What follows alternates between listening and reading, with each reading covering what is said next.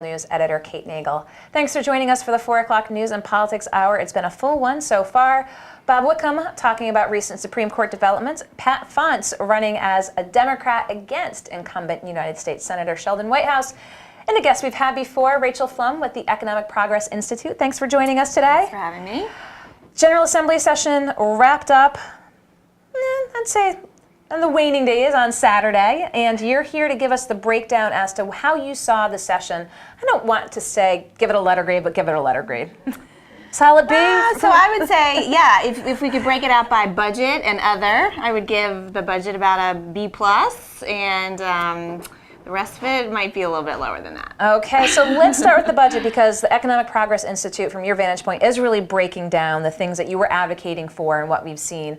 So the B+ in the budget, let's talk about the restoration of, the governor had proposed co-pays for Medicare, and basically that was taken off the table, which is a huge win for the Economic Progress Institute. Right, absolutely. So for Medicaid, she had recommended, which some states do, that there would be co-payments for visiting a doctor, going to the emergency room, and even though they were small dollar amounts for the folks who were going to be having to pay them, it could make a real impact on their budget. So we were very pleased that the General Assembly did not keep that in the final budget. And what else about the budget gives it the B+? What were the good things? What were the things that still didn't see in the budget you would have liked to have seen? So this year, the budget really made some structural changes in public benefit programs that we think are really important in ensuring that children and families and all Rhode Islanders are able to meet their economic needs.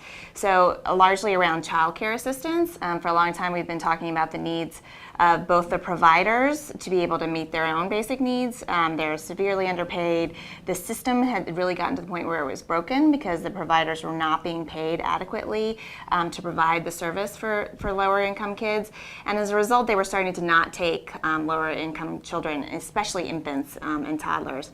And so the General Assembly implemented a tiered rate structure for based on quality. Okay. So the higher quality programs will see an increased reimbursement rate, both to incentivize quality and also to ensure that the providers who are already providing higher quality care can continue to provide those good supports.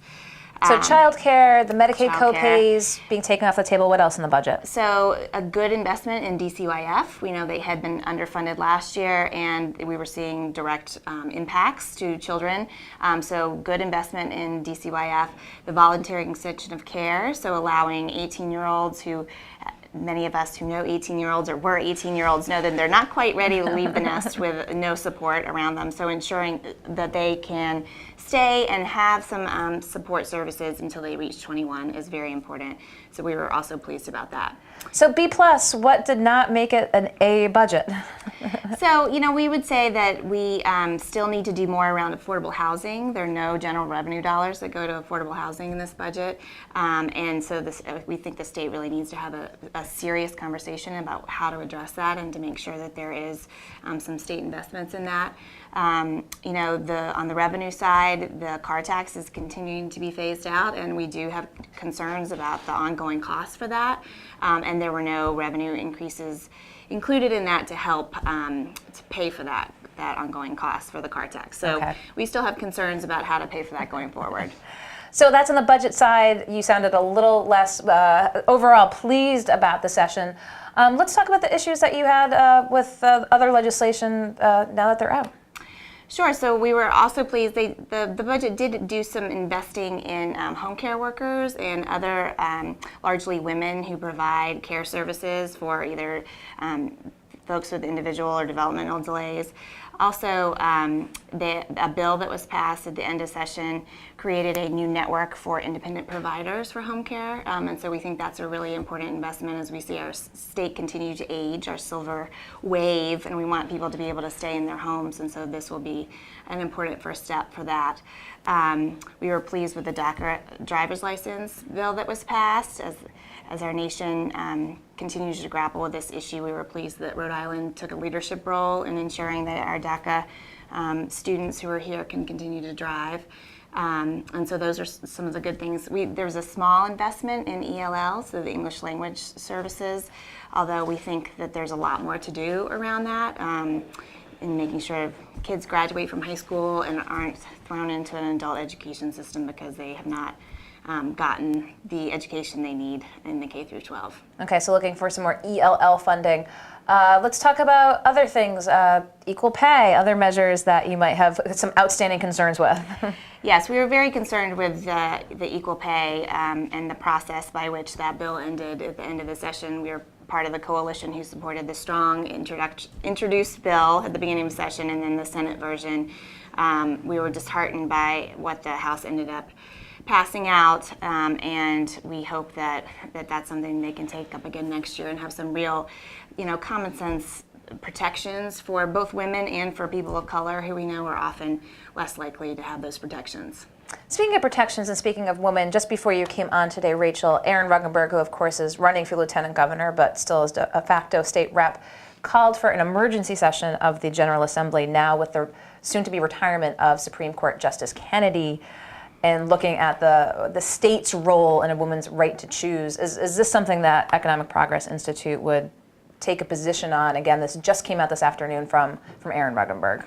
So no, we traditionally have not taken a position on that. I mean, it is known that reproductive rights is an economic justice issue for women. If you don't have access to that and you can't make your own choices, women often find themselves struggling more mightily. So we would be concerned, but we probably will not take an official position. It is political season. We are going to be approaching primaries shortly in the general election in November. Talk with us about what's on your plate moving forward now that it's assembly aside, looking at candidates running for office. So we are nonpartisan, so we don't engage in the politics that's going to happen going forward. We do hope that candidates will consider both the revenue side of the issues as well as investments for the state and all Rhode Islanders going forward. That when we look at workforce development and workforce investment, that those are included in the budget, and economic development, we are always concerned about making sure there's adequate reporting for tax credits that are going out the door. Well, we're going to be keeping an eye going towards November here, and of course, you're going to keep an eye on who's elected, but moving into the next General Assembly session, I don't want to get too far ahead of my skis, but it sounds like you're putting together what didn't get accomplished here this session with an eye to 2019. Absolutely. We didn't get an increase in the minimum wage other than the bump from last year. We also need to do some further protections around paid family leave because, again, as our community continues to age, we need to be sure there are supports for the caregivers in the society. So we'll continue to